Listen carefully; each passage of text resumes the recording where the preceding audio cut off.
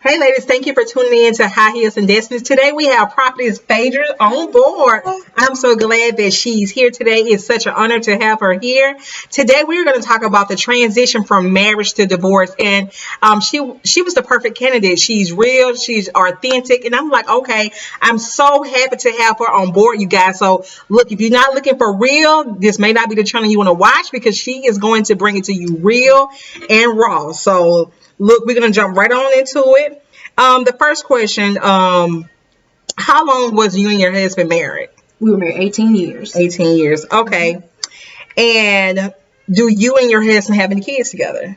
We have four. 4 kids together. Okay.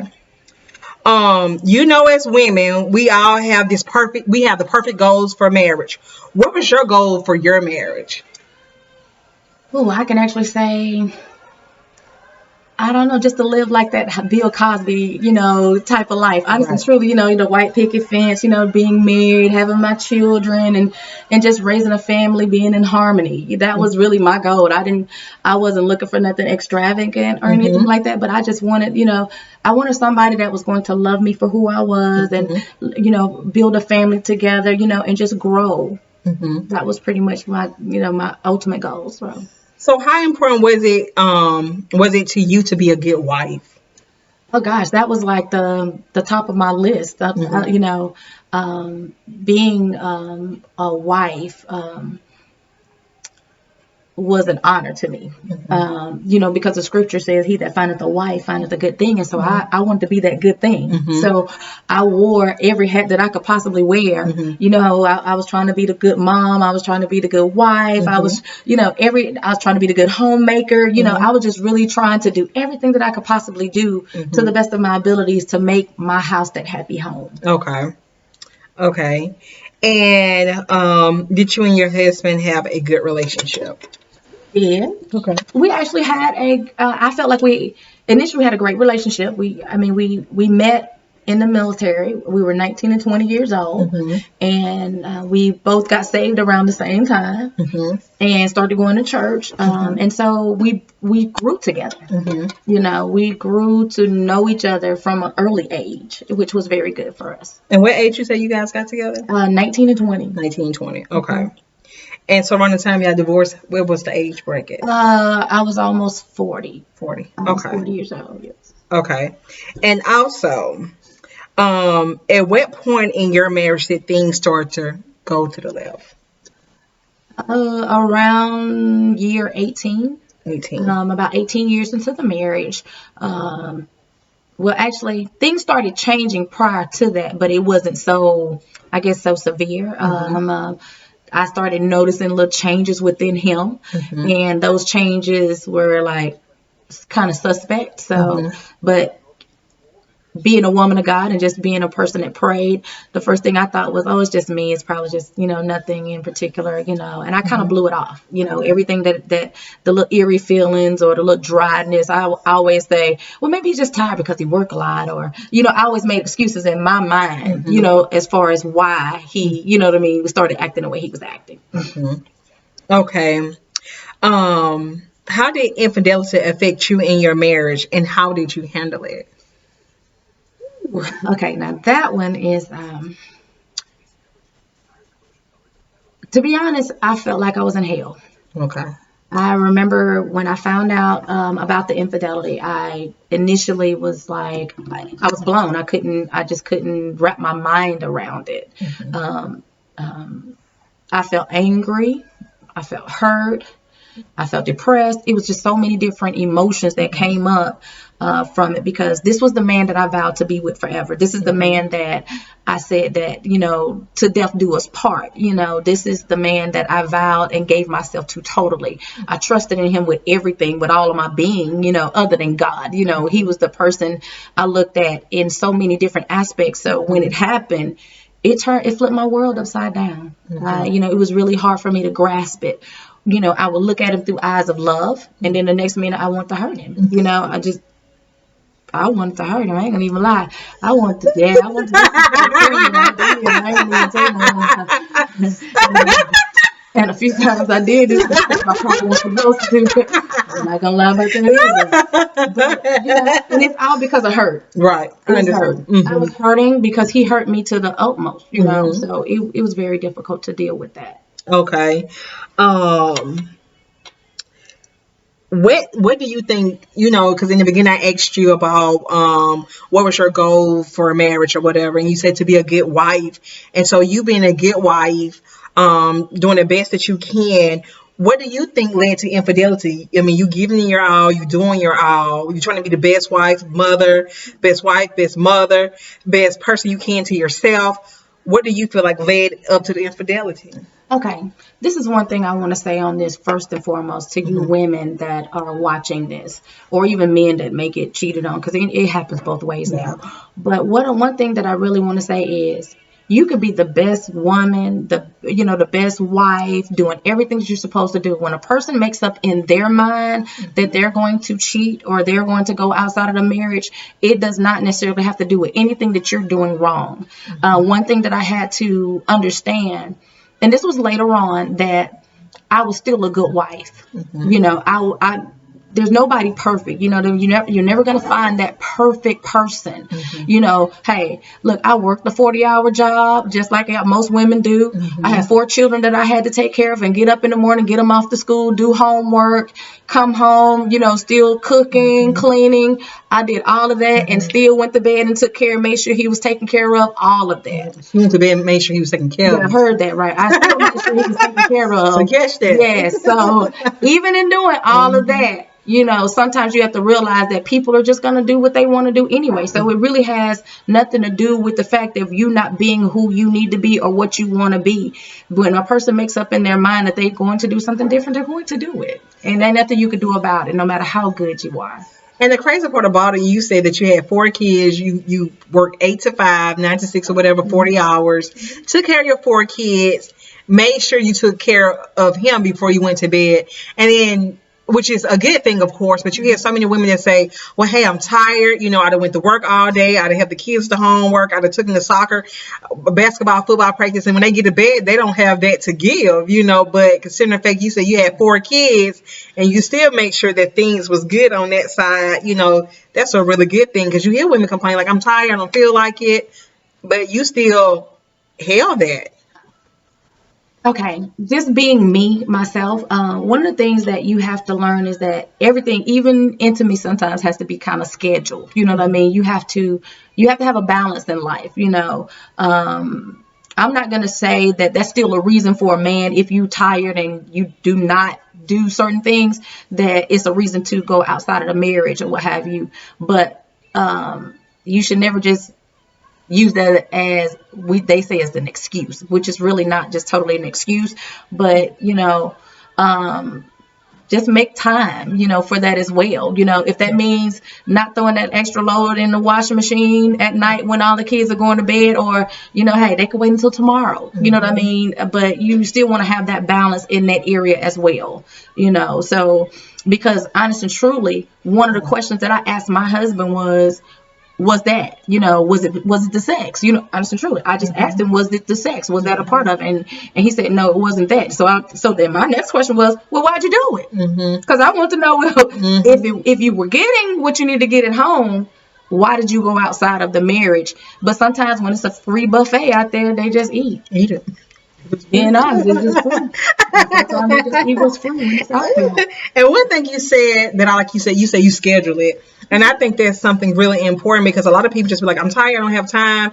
And there's no such thing as scheduling it, making sex a schedule in a marriage. It's just like, I'm tired, I don't have time. But you saying it, I think that's important to schedule, whether it's 2 days a week or 3 or how many it is, to make that time.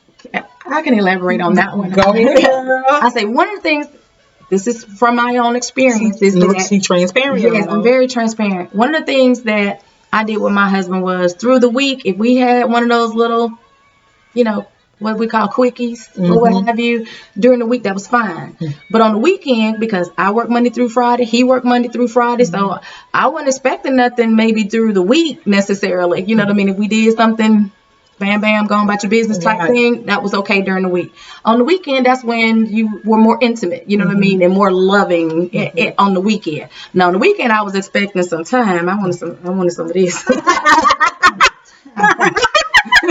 You gotta So, take that time. some time. Yes, I want to spend time with me on the weekend. You know what I'm saying? You ain't got to go to work Friday night. You know what I'm saying? Saturday morning, we can sleep late. You know, Saturday or Saturday night going into Sunday. Even if you going to church, you don't go to you to 10 o'clock. 10 o'clock. So hey, we got from at least until about 6 or 7 Sunday morning. Time You know what I'm saying? To get some to get some time in. You know, so you learn how to yeah, really you need to find time because that is very important in the relationship. Sex is never what keeps a marriage together, but it is an important entity, or God would have never put it in the scriptures. Okay, that's very good. As a woman, do you think you can do all the right things and a man can still cheat? Which you already said that. Yes, most definitely. The goal for most women is to get a man that loves God, that's saved, because that's what the Bible speak of course. What do you say to women that think by getting a godly man that he's not able to be controlled by the flesh? Because you have a lot of women that says, well, I want a man of God, I want a man of God. And trust me, a man of God is always, of course, is better than an unsaved man. But I don't think that some women know that because he's a godly man doesn't mean that he can't be controlled by his flesh. And if you don't mind elaborate, can you tell them what you and your husband y'all was into? He was a pastor? Yeah, we were pastoring. Was pastors. We were actually pastoring when the infidelity came in. So I want to say this as a side note when it comes to when God allows you to find a mate, period, as far as salvation is concerned. Whatever's in a person's heart or whatever they decide to do, once again, I'm going to reiterate that is true. You have unsaved men that won't cheat. You know what I mean? So that has, and not to say that, you know what I mean, that having God. So you looking at somebody that was saved that cheated, and you got men that are not saved that won't cheat. You know what I mean? They just make up in their mind that this is who I'm with. This is who I'm going to be with, and I'm not going to go outside of that. So I really don't limit that portion of it to a godly man. So if you're going in, I'm going to be honest, it's so many men in the church that's going, ooh, and that's all I'm going to say. I know from experience, okay? It's the men in the church, boo-boo, that bark louder than the ones out in the street. Right. That's all I'm going to say.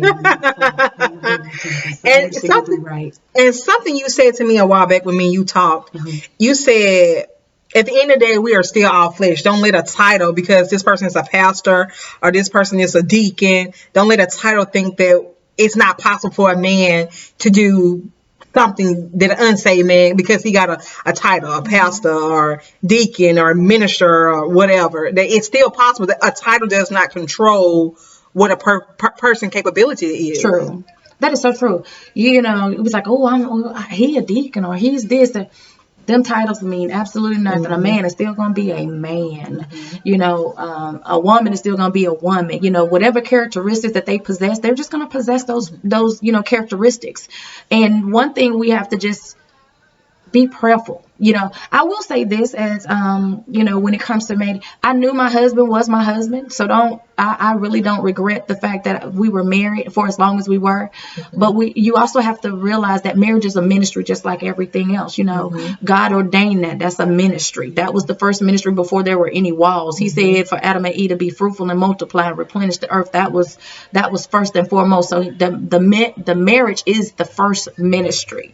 And the devil don't like it. He just don't like that ministry at all. So anyway, he can come into the home, whether it be through the man or the woman. And you know how they always say we're the weaker vessel? That's not true. Which is not true in that capacity. You know what I mean? We're fragile. You know what I mean? Weaker in my vocabulary means fragile. You know what I mean? You have to handle us with care. Even the Bible says to dwell with a woman, for men to dwell with them with wisdom, So we have to be, that fragile entity, that balance. We are the helpmeet to the man. But at the same time, the devil knew he can come in with me with that. I mean, yeah, when you look halfway decent, or whatever, people are going to approach you and try to hit on you. But I was very good at letting men know that, boo, I'm married. Go on about your business now. Go on. Thank you for the compliment. Appreciate you. But bye-bye. Go on about your business. I always say this. It's like, is it, it's like the devil always find a weaker vessel. Do you think in marriage, do you think it's possible to have two strong people in a marriage, or do you think it's always going to be one that's strong and one that's just, I ain't saying weak, but maybe a little bit weaker than a strong one? Because he always seek in through the weaker party. And that's true. And that was the thing with my marriage. He knew he couldn't come in on my side, so he came in on his side. But ultimately, the goal was not just about me and him. The goal was the vision. The enemy wanted to stop the vision because God had already spoken and said that our ministry was going to be 3,000 strong. And because it was supposed to be 3,000 strong, his job was, okay, let me break this up so that ministry can never get to the place that it needs to get to. Somebody has to be the one that says, I see the enemy, let's combat the enemy. Let's not give in to the enemy. Because one of the things that I did, you have a right to leave a marriage when infidelity comes in, but I knew the vision of God. And because I knew the vision of God, one of the things that I did, I forgave him. And I tried to work on our marriage through the infidelity. I tried to still, love him, and go beyond. And even God blessed me because he took me to Hosea, because everybody know, if you know the word, Hosea married a prostitute. Girl, and God told him, go get her. Every time she went out of there into the streets, he said, go get her. And so when my husband would go out there at one points in time, he was like, go get him. And I'm thinking, God, you got a weird sense of humor here. This is not funny. Okay. No. He'll have you doing some things you don't want to do. Yes, and he did. But I forgave him, and I would pray for him, and I was laboring for him. So, but the enemy really wanted that severance to take place. So he continued to work with him, until, of course, we divorced. So, but I would say this, follow God. I don't care what nobody say, because one thing about it, nobody should tell you, girl, you should stay with him, or girl, you should leave him. Whatever choice you make, you seek God first, because it was God after a while. Now, mind you, I forgave him. But after a while, he continued to do some of the same things, and God said, release him. So once he told me to release him, then I got the divorce. But I did not get the divorce prior to. I had the paperwork sitting there like, I don't want it, because I didn't. I had been with him since I was 19 years old. I didn't know no other man, and I didn't want to be with any other man. So I was willing to work through that situation. But everybody's different, but it is possible. God is able to give you the strength that you need to work through it if you want to. Ooh, girl. Ooh. Okay. After the infidelity happened, how did you make the decision to continue to push forward? What you just said that. Okay. God, I promise you, prayer. If you do not know how to pray, I promise you need to get in prayer. Prayer helped me. God helped me through my weakest points when I felt like I was about to lose my mind. Because there were times when I really thought I was schizo. I really did. I was like, one minute I look at it and be like, oh, I love you, baby. The next minute I'm like, boy, if I would punch you in the face. I was going, hey, I'm being.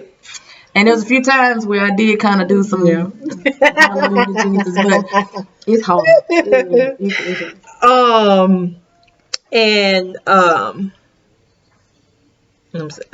How hard was it? How hard was it to forgive him for the past infidelity, which you already discussed that? Sort of, kind of. It's not easy. How long did it take?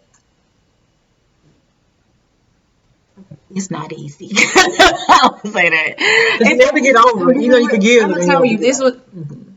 We're talking real. Because I did love my husband.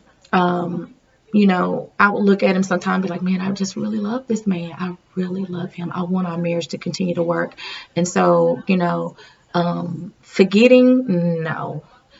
Forgiving, yes. God can teach you how to forgive, and kind of put things behind you. I would honestly truly say one of the hardest things about forgiving is the intimacy, because when you're intimate, the devil plays with your head. You know what I mean? He was playing with my mind, and he was like, oh, this is what he did to her, and this is what he did to da da da. And so that would play in my mind, and I would cry. I used to cry.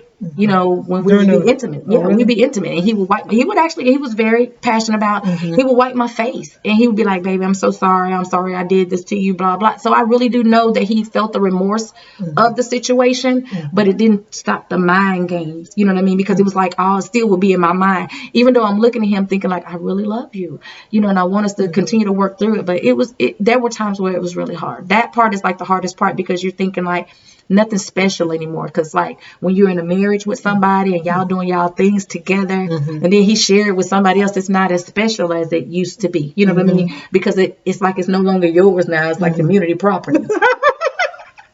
Rental property. Yeah, you know, it's like some other people that, you know, got in on it, so it's like it's not the same anymore. How long did it take you to get over that crying? Did you ever get over that crying during you guys being intimate? Yeah, it took a while. Okay. That really, it took months. And I ain't gonna talk, this ain't like, you know, after a couple of weeks it was drying up. No, it took months. There were times when I didn't want him to touch me. And the reason why I didn't want him to touch me, because in my mind I was thinking about, you touched her, so I don't want to be bothered, you know, or what have you. And then when I did to give in, then it seemed like that's when the enemy hit me harder with, this is what he did, this is blah, blah. You know what I mean? Or, and I will say this, if he did something different that he had never done before, I said, oh, that's where he got that. You know what I'm saying? I'm like, oh, he got that from over there. Like, you know what I'm saying? I was like, women something to think about. I'm serious. I was like, look, don't y'all think when they do something different, you'll be like, oh, living with him for 20 years, so I knew when he did something. You know what I mean? Like, really, really. Because we did some stuff, so it was like, wait, this right here, that's where you got, okay. Yeah. Look, don't y'all be, if y'all man do something different, I'm like, oh, that don't mean he cheated. He could have Googled it. Okay. Did your husband accept accountability for his action? If so, what led to the divorce? When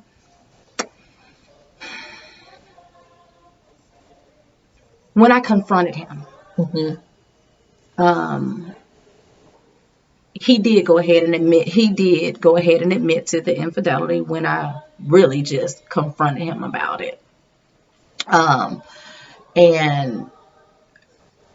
when I forgave him for it, that's when we tried to work on the marriage. But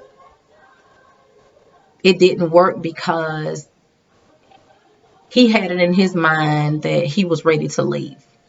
So regardless of the fact of me saying, I forgive you, let's move on, he had already made up in his mind that he wanted the divorce. And so when he brought the papers home, I still was like, I'm not signing that. You know what I mean? Because I was the hopeful one. Oh, we can work it out. We can maneuver through this and blah, blah, blah. But at the end of the day, you know, I remember he told me, give him some space to think about it. So my thoughts were, oh, he gonna think about it. We gonna get this marriage back together, da, da, da. And then I can't remember the time frame, maybe about a month or so. We had a study at the house. And he was sitting in the study, he called my name, and he said, hey, I want to talk to you about this situation. And I was like, okay. So I sat there and I'm thinking like, oh, I promise y'all, I'm like this. I sat down across, you know, because he had his desk over there, and I'm sitting there and I'm thinking, I'm laid across like, okay, he finna tell me we finna work on our marriage, we finna be good, and da da da. And he sits across there, he said, you know, I've been praying about it, and I've really been thinking about it, and I've already got me an apartment, and I'm moving out in the end of, and I'm sitting like, what in the world? That's when you should have hit him. No, I'm not playing. I'm playing, y'all. I godly hit. Nothing. But I'm just playing. But I'm sitting there. But I will say this: God is such a God of strength. The Bible says He give you strength in your weakness. Even when you're weak, He's still strong. And I'm sitting there listening across the table because I'm thinking, God, I didn't forgive this man, and I'm just knowing that He's gonna realize how much I love him and how much we should, you know, continue to build this marriage. And He's telling me that he done got an apartment and he's moving out at the end of this month and blah blah this and the other. And I'm sitting there. And once he finished, he said, "Is there anything you want to say?" I looked at him. I said, "No, that's fine." And I got up. And I walked out. I just walked out. I just walked out of the room. I didn't act a nut. You know, they think we always supposed to act a nut and get all both. We don't. You know, no, not all of us. We don't always do that. And I just knew. I said, that's fine. And I walked out. But when I walked out, I was crying. I didn't want to see him. I didn't want him to see me cry. But when I turned around and walked out of the study, yeah, I started crying because I'm thinking like, God, I don't understand. You told me, you know what I mean, that the choice to forgive and that things could happen this way, but still ultimately the choice is always the other person, because it doesn't matter what you do. When they decide that they want to do something, they're going to do it. So I had to come to grips with that part. Okay. And let's go back. When a person you marry cheats on you, you begin to you begin to heal to move forward. How do you begin to heal to move forward when the person that you love cheats on you, when you marry and the person you love cheats on you? How do you begin to heal to move forward in the marriage? I pray morning, noon, night, midday, midnight. I pray all the time. I've always been a prayer. And that's what really helped me to get through what I was going through. I had to pray. I used to cry. I thank God he know your tears. I thank God that he know your heart, because there were times I would lay in the bed and just be like, and just waving my hand, because I'm thinking like, I don't even know what to say no more, Lord. I don't know what to say, and I just began to pray.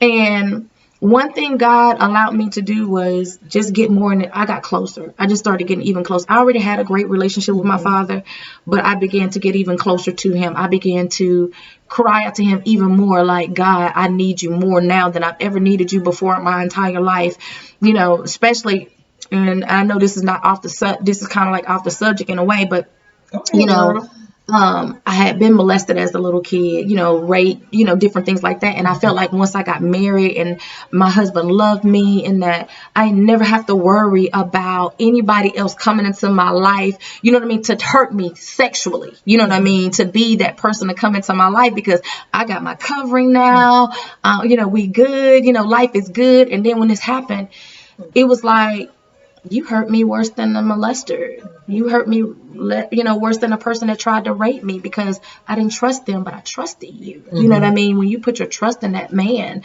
when you put that trust in that person, you know what I mean? That's there with you. You think they your ride or die, that they got your back, And then when you find out they done stabbed you in the back, it hurts. It really does hurt. But I prayed. I cried and I prayed. There's a scripture over in Psalms 126, it says, they that sow in tears shall reap in joy. So I just cried a lot of tears. So now I'm happier now. So, hey. And you look happy. After the divorce, did you have any regrets? And also, did you see any red flags before you got married? Because I hear a lot of people that got divorced said, oh my God, like they either before the marriage they saw all the red flags, or they knew within that first year that this person wasn't for them. Did you see any red flags, or did anything happen that you knew deep down in your heart, like this ain't the person, but you went for it anyway with the marriage? No, I will actually say, when me and my ex-husband, or when we were married, no, there were no red flags. He was everything that I would have wanted, in a man, as far as being my husband, I already knew what I was bringing to the table, and he was bringing just as much as I was, and which was great. We were both hard workers. We both came from families that had, actually, I'll put it to you like this. We both came from families, and I'll say generational curses do exist, but we both came from family where infidelity and all of that had come and, had already been on his side of the family and on my side of the family. So when we got together, it was like, and we were saved, it was like, oh, we break that curse. We was excited about, that's a curse. It stopped, the buck stopped here, And then I will say this, once he cheated, I was like, you put that curse, I was like, man, like, we were supposed to break this curse, and you didn't, I did have a little mouth off a little bit. Yes, I did. Because I felt like, because we had 3 boys, and we have 1 daughter and 3 boys, and I was thinking like, now I felt like that curse, is going back down the bloodline again. That we had stopped, at one point in time, and so now it's a lot different. Even my children, their mentality on marriage, everything else now has changed. Where at one point in time they want to be just like us. We were like I said, we were like the, Bill Cosby, we was like the, we were the happy family or whatever and everything. And the children they admired. And then when all that came about, ooh, initially my oldest son wouldn't even talk to him. He was, I used to have to make him like, talk to your dad. You know what I mean? Because it was like a bubble bust, you know, with, you know, when you look up to your parent, you know what I mean? You look up to them, you look at them as role models. And so at that point in time, it was like he was no longer that person that they viewed him as. Did you have any regrets about your divorce? I had a regret about the second divorce. You want to go into that a little bit? Because they're like, second. Yes. I know it, but y'all don't know it. I'm going to tell you. So we're going to talk about this maybe a little Right, bit. just a tad. Just a bit. It's a bit. Yeah, just a little bit. When me and my ex-husband divorced, probably like a couple of months even after divorce, he had moved into his apartment. Once he moved into his apartment or what have you, and I guess, you know, he still was a praying man, so you don't take away prayer in their people's relationship just because they mess up, first of all. He's still a great man of God. I will say that even still, because I'm not going to put him out here like he's a bad man of God, because he's a good man of God. And but at that particular time, when the enemy was having his way or what have you, he was in his apartment and he prayed. And he said while he was in prayer, he said, God, I'm tired. You know, because even when you're doing wrong, you get tired of doing wrong. And he said he was tired of doing what he was doing.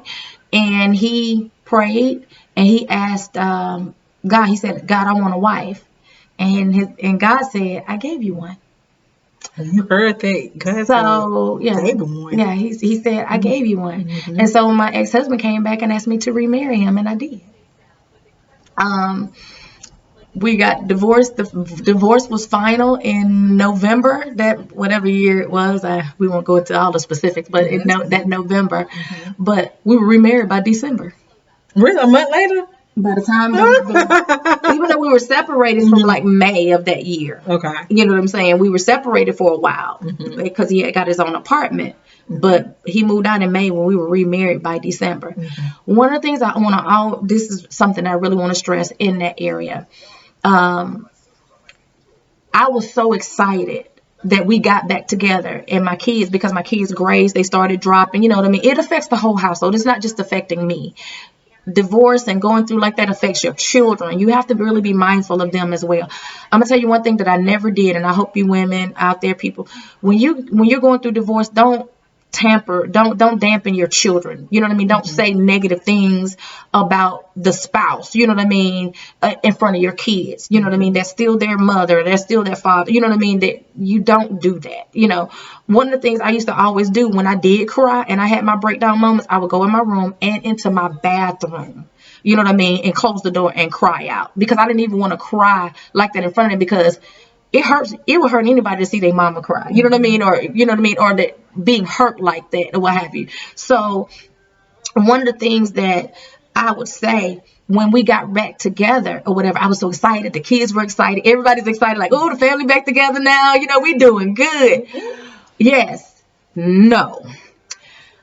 I made a mistake. Let me tell you what the mistake that I made. When God told me to release my husband and I got the divorce, I listened to God. When my ex-husband came back and asked me to remarry him, I never prayed about it because he was already my husband. So I felt like it was okay. What I didn't do, I didn't pray about it. And he was not delivered when I remarried him. Let them know what delivered means. You know, what they mean. Meaning that the infidelity spirit and different things were still, certain things were still there. But it wasn't just him. Hear me out. I wasn't healed. He needed to be delivered. I needed to be healed. I wasn't healed. When I took him back, I just was so excited about the family being together, but I wasn't healed from the hurt. So when he came back the second time around and we did get remarried, we only stayed married probably like a little over a year, maybe a year and a half. And we were divorced again because we never sought God about coming back together again. We probably should have dated. I mean, we kind of should have eased back into getting remarried, because I really do feel in my heart of hearts that if we would have took heed to God and did it on a slower basis, we probably would still be married today. You know, but because every time he did something, I still was hurting. Oh, Joker, you know what I mean? I still got red flags going up in my mind, you know, from what he did. You know what I mean? So I wasn't healed, and because of that, you know, and I actually, you know, when they say put your big girl panties on, I actually did say this to myself when the second marriage started going bad. I told my ex-husband, I said, we'll chalk the first marriage up on you. I'll take blame for the second one. And I was just being honest because when I started seeing him going into some phases or different things that I felt uncomfortable with, I was like, I can't do it because I didn't want to have to go through it again. You know what I mean? Like, and not to say that he was just out there like that again, but all is the distrust. That's what it is. We'll say it like that. I didn't trust him. I loved him, but I didn't trust him. You know, I didn't believe he was going to Walmart. I didn't believe he was going to Lowe's. But he probably really was, but your heart hadn't healed. Right, I hadn't healed. So even if he was doing the right things at that point, I wasn't believing it, you know. And so then at that point in time, I decided that, okay, you do you, I do me. We just do our own thing. And one question, how did the divorce affect the kids, or did the divorce affect the kids? Yes. How? At the initial offset, my children had good grades in school. They were doing fine. Grades started dropping. They would be in school like daydreaming and worrying about us. That's what they were doing. My children were, and their grades started dropping. We were getting calls. I was getting calls from the teachers saying that, you know, that they didn't do their homework, some things that weren't done. Even though I would get to the house and be like, you did this, you got this, blah, blah, this, that, and the other. But when they did their classwork, they were just there. When I say they went from I ain't gonna say all of my children were AB students, but they made ABCs, you know, but they were making D's. They were really, their grades really began to slip. And around the house, before he actually moved out, around the house, it was like you could hear a pin drop because it was just like ultimate silence. Where we used to have laughter in the house, you know, it was always fun and games. It was just dry. The atmosphere, everything was really dry because my children, they watched me.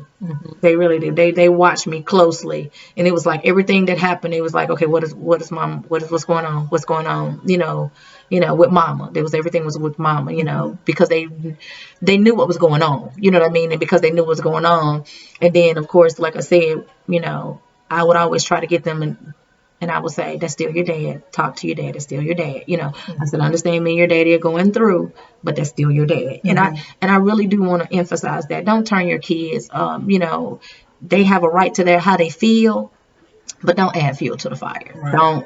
Don't, you know, if they look like, I remember, I put it like this. I was hugging my oldest son. He had to be 17 years old because we were married almost 18 years. So he had to be like 17 years old or whatever. And I was hugging him. And when I hugged him, my husband had walked by and he said, good morning, son. And my son would not open his mouth. And while I was hugging him, I said, hey, speak to your dad. And he said, hey, dad. You know what I'm saying? Because I'm thinking like, no. And I will say this. I do believe in scripture. I'm not a perfect person, but I knew the Bible does say, honor thy mother and thy father. What he did was not right, but he did not deserve disrespect. You know what I mean? I wasn't going to let my children just totally disrespect him just because I was hurting. Right. You know what I mean? If I disrespected him, something totally different. No. But I wasn't going to let my kids disrespect because that was their dad. And I will say this. He was a good dad.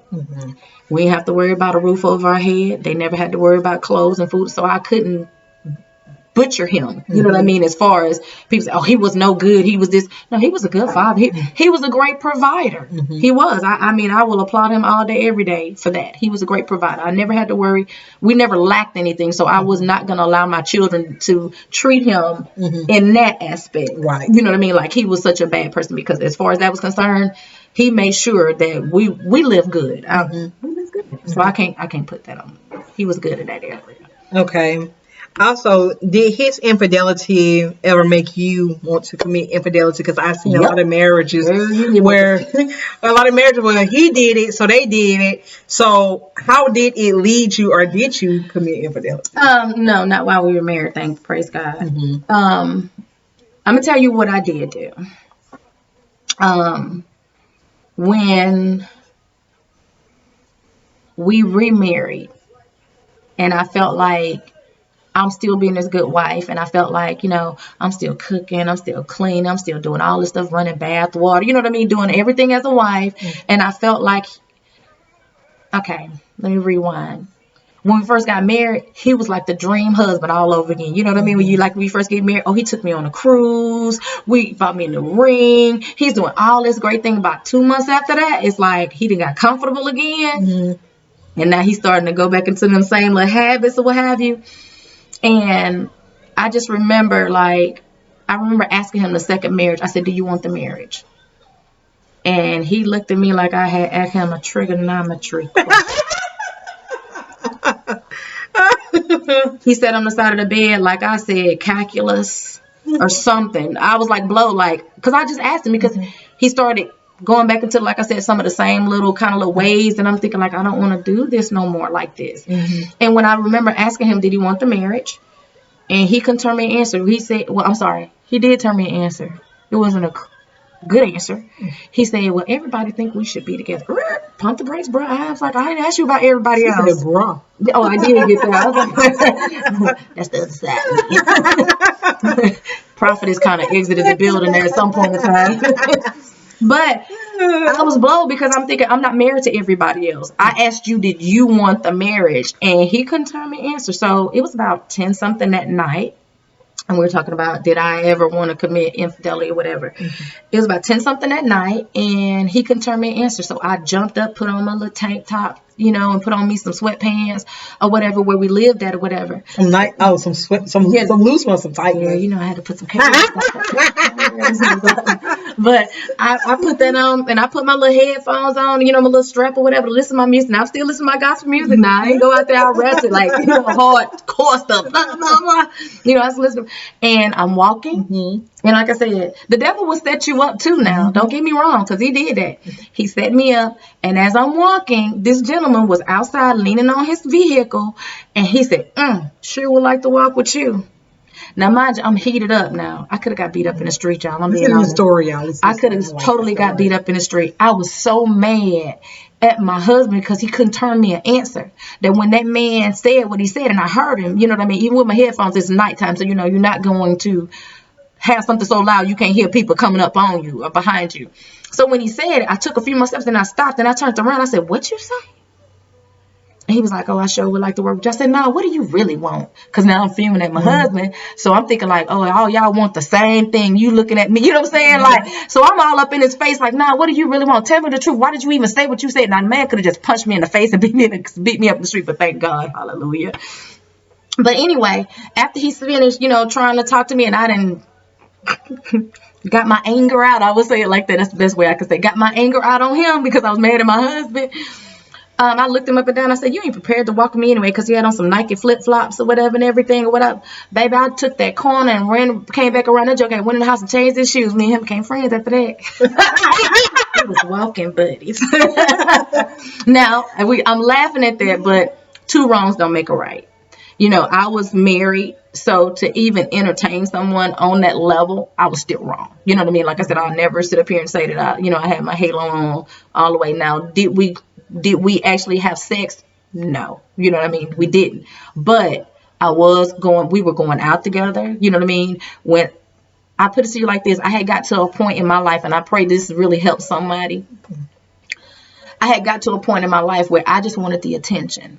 I just wanted, my husband wasn't paying me no attention, or, he wasn't really giving me, like women, we like that attention, you know what I mean, to say that you're pretty, or little things that he was doing. About your hair. And you change your hair. Right. Right. You want, like, maybe you like, I shouldn't have to ask you, do you like it? You should be like, oh, baby, you changed your hair. You like, you know what I'm saying? Or put on a cute little outfit or whatever, and baby, them hips, baby. You know what I'm saying? You be wanting to hit some stuff. And he was not giving me that part.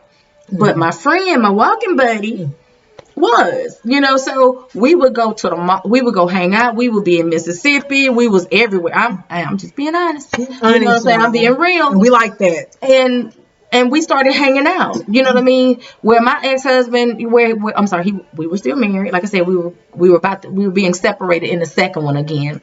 But like I said, still married, so I'm not condoning it. But what I will say is that in the process of doing that, or what have you. This is what he said to me, because I used to sneak out the house. I ain't gonna even lie. My ex-husband was so routine, I would say. 9:30, 10 o'clock, it was a wrap. He was out of there. He didn't even know you was gone. 10:30, 11 o'clock. He came back home. Baby, 1, 2, 3, would not know I was even gone from the house.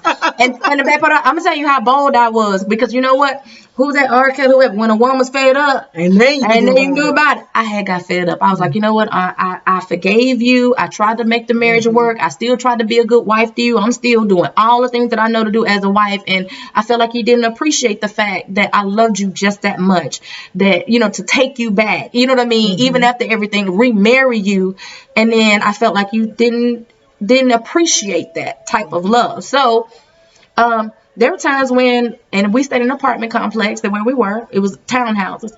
And sometimes he would come pick me up, and we'd be parked right outside. I could see my bedroom window right outside. I'd be in his car.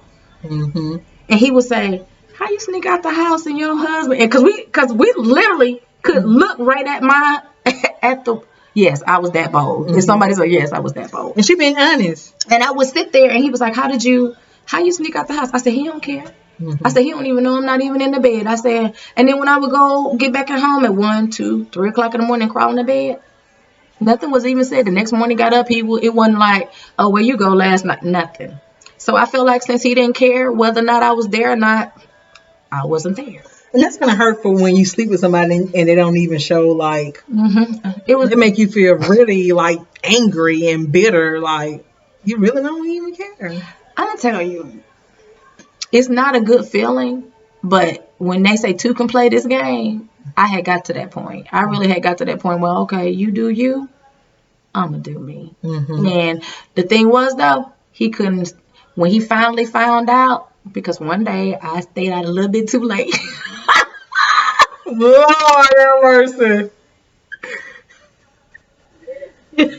I usually at least try to come back in about 2-ish, at least. This was one morning, 4 o'clock Sunday morning, I'm like coming in the house. You didn't go to church that morning. Oh, I did, girl. I served God no matter what. I was like, he said, come, I'm coming. Well, I still went to church. But this was the end of, like, how things happened. Because I was a good wife, and he knew that I was not the type to be out there in the streets like that or what have you and everything. And this one particular morning, I didn't, we fell asleep on the couch. And when we did, I was like, oh my God. I said, let me go home. And when I got ready to go home, he picked up his phone. The gentleman picks up his phone, and he was like, check this out. It was a message on his phone that said, could you tell my wife to come home? So he knew. You think he been there? Oh, no, he didn't been no. No. He finally woke up and realized I wasn't there. But how he knew that? Because of me. I taught him how to be a good investigator because I found out about him. Oh. So what he did, and I'm telling y'all, phone records. Oh. So all he did was go on the website, because you can look at your phone and see this certain phone number that was being called over and over and over again. That's how he found out, because that's how I knew what he was doing. So he ended up texting that number that he saw on the bill and saying, could you please tell my wife to come home? So when my friend... he said, please? Oh, he's nice. And so my friend was like, you want me to walk you home? I said, no. I said, because one thing about it, my husband wasn't a brawler. He wasn't one, I ain't have to worry about fighting, or anything like that or whatever. So I said, no, I'll be fine. So he kind of took me part of the way, and then I walked the rest of the way just in case, because I don't want no violence. We don't want violence, because I knew he wasn't going to do nothing to me, but him, they would have, it would have been ugly. So I get in the house, though, and he goes, I can't believe, what are you doing? Oh my God, Phaedra, what's going on? And I'm looking at him like, Joker, I asked you a few months ago, did you even want this marriage? Now you acting like you about to go crazy. I'm going to tell you, it's so funny because most of the time they don't pay you no mind until they realize somebody else will pay you some mind. Once somebody else start paying you some attention, then they want to pay you attention. So guess what? After he found out I had started sneaking out or whatever, now we get marital counseling. We want to get marital counseling before. You want to work on the marriage? Let's pray together. When I say he wanted to do some of everything then, and I looked at him and he was like, well, Phaedra, I can't believe you, blah, blah. I promise y'all, I was so gangster that day. I ain't even lie. I looked at him and I said, hey, I asked you about the marriage. You said you didn't want it. I said, hey, we chalk up the first marriage on you. I said, I take credit for the second one. I said, I'm finna go upstairs, get ready to go to church. And that's what I did. I walked up the stairs and got ready to go to church. Did you have a good time at church that Sunday? Huh? You had a good day. Yeah, I'm gonna tell you one thing about me.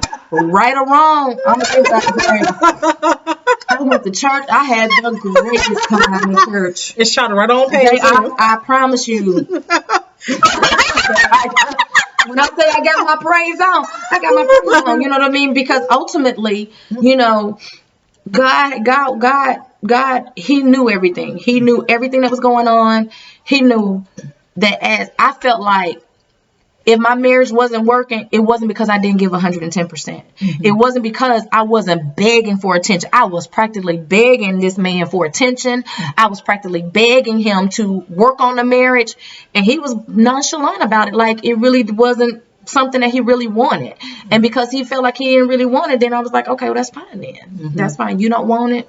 I'm straight. And you know how people say this, because I am going to say this. How people like, because you always got people say, well, why cheat when you could just get a divorce? You know, and I don't think sometimes people realize, not saying this right, but I think that people don't get a divorce or separate. It's because they want it to work, but they find something to occupy their time with. It doesn't make it right. But in that transition, you really don't want to get a divorce or separate or whatever the case may be. But it's like, you can't, there's no middle part. So you find something to occupy your time, hoping and thinking while you're finding something that maybe it will change. Because people always say, well, why cheat when you could just get a divorce or separate? But you want in that transition for it to work and hoping that it will work, although you may be doing wrong, but you hoping. So that's the reason why you really, it's like you haven't completely lost faith. You really hoping, but it doesn't. So you do things in that time. Don't make it right, but you just kind of do something because you just don't. At that point, you don't be want to get a divorce or separate or whatever the case may be. True, but I will say in my with my 3 boys, because me and my, you know, of course, with me being divorced, with my 3 boys, I used to always tell them with the girls, I said, I don't care how much a girl cry and say she love you and this, then if you don't feel it, don't say it. You know what I'm saying? Don't lead nobody on. And then I always tell them, close a chapter before you open another one. And that's just the way that I feel about it. Everybody, you know, you have the right to do what you want to do. But I say, you know, if you know that you're out here in the streets doing whatever you're doing, it's better go ahead and close that chapter of that book. You know, if it's meant to be later on down the line, hey, I've heard it. People get divorced and 10 years down the line, they get back together and they've been with this one and that one, no, da da da da, and then they reconcile and come back together. You know, so things happen, but I just feel like you shouldn't be married, you know, out there, you know, entertaining somebody else on a sexual basis. Okay, so I know you hear a lot of women say, have faith, believe, pray, fast about it. But years of your life start to pass by and a person isn't changing or never changing. At what point do you just call a spade a spade? I think this gentleman that I was dating, he sent me something that was very important. And I think this is key. It was on the Steve Harvey show, actually. And the woman asked the question like, the gentleman asked the question. He said that he had cheated on his girlfriend and they had been together like 8 years and he had cheated on her. And every so often she brings stuff back up, you know what I mean? And kind of throws it. When they get upset, she would throw things in his face and he was like, how long should I put up with it? And Steve Harvey said something that I really appreciated. And he said,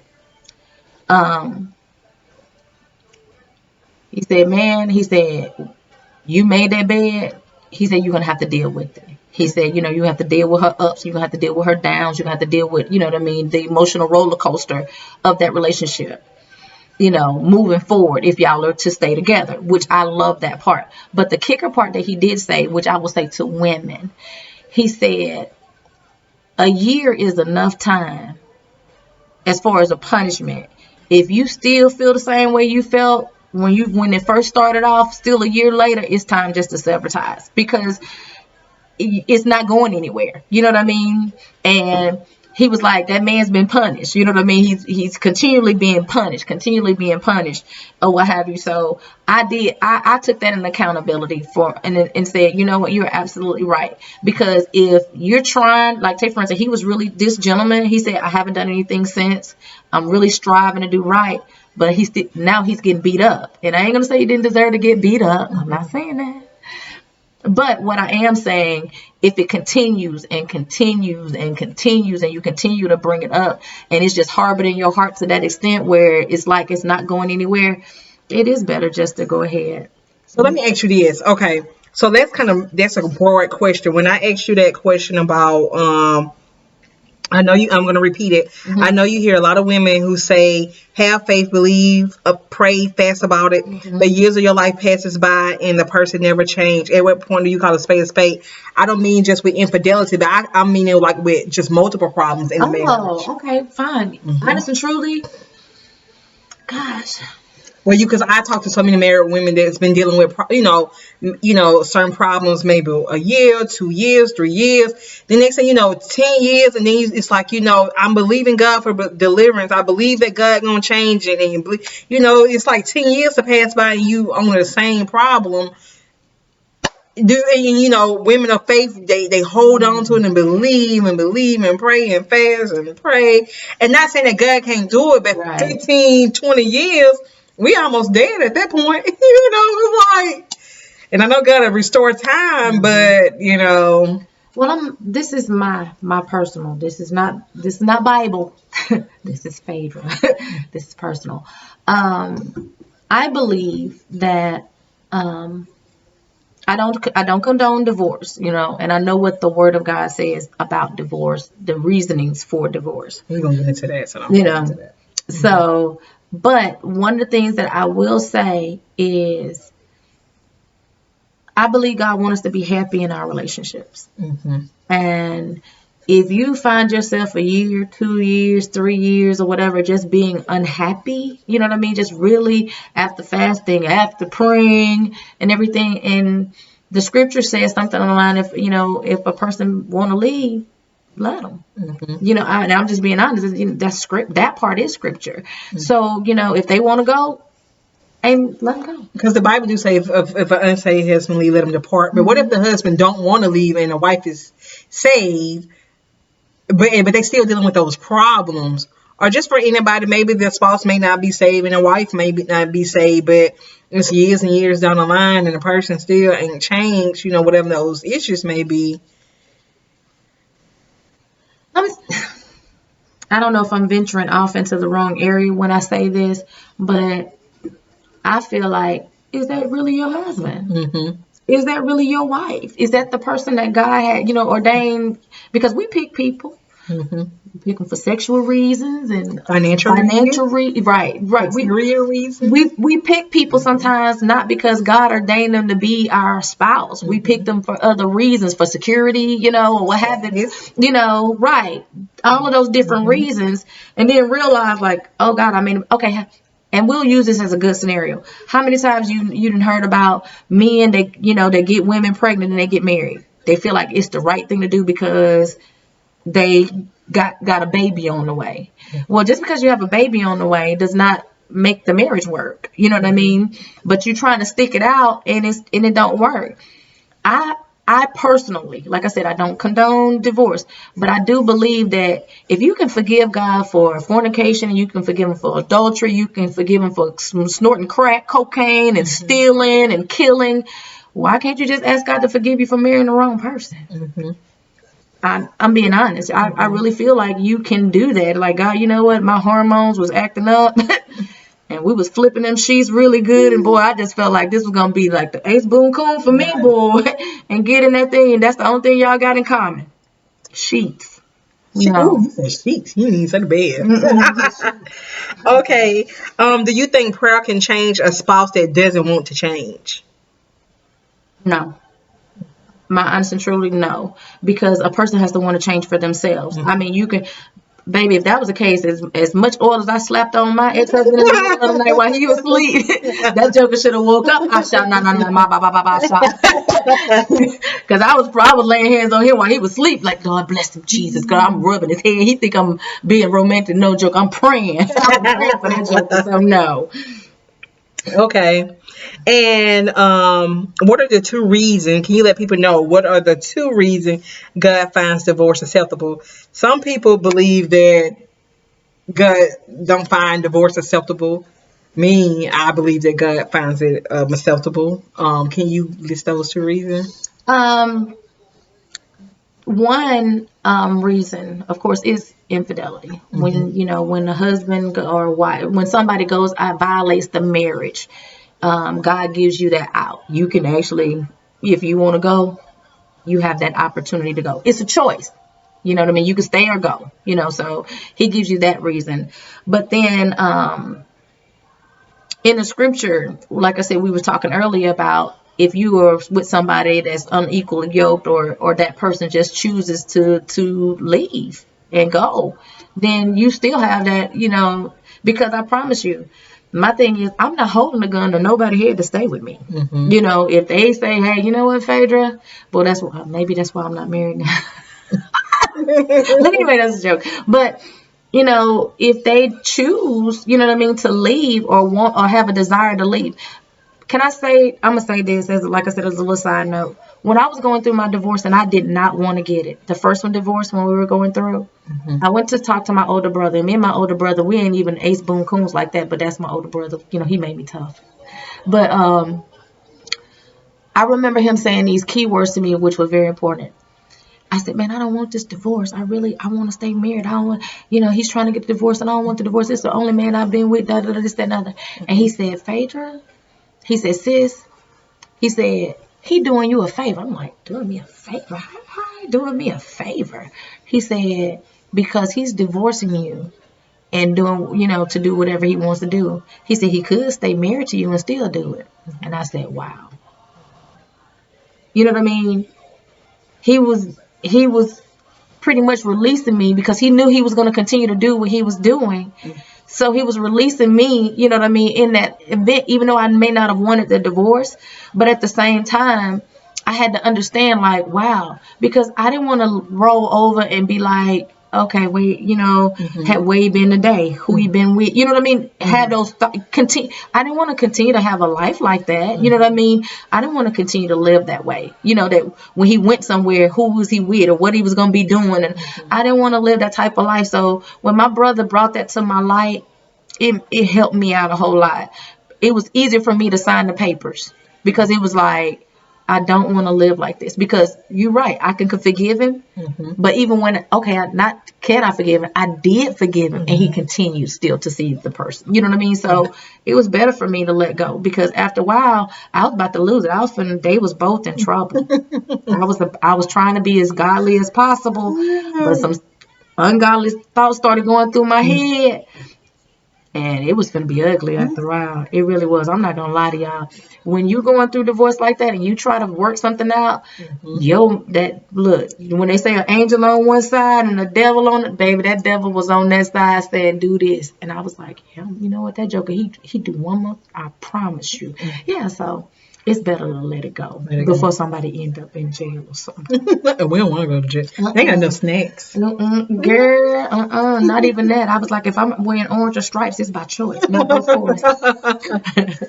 Okay, you guys. So this is the first segment. I was going to try to go ahead and just do one whole segment, but we're going to cut it in half, and we'll be right back with part 2. So thank you guys for tuning in. See you soon.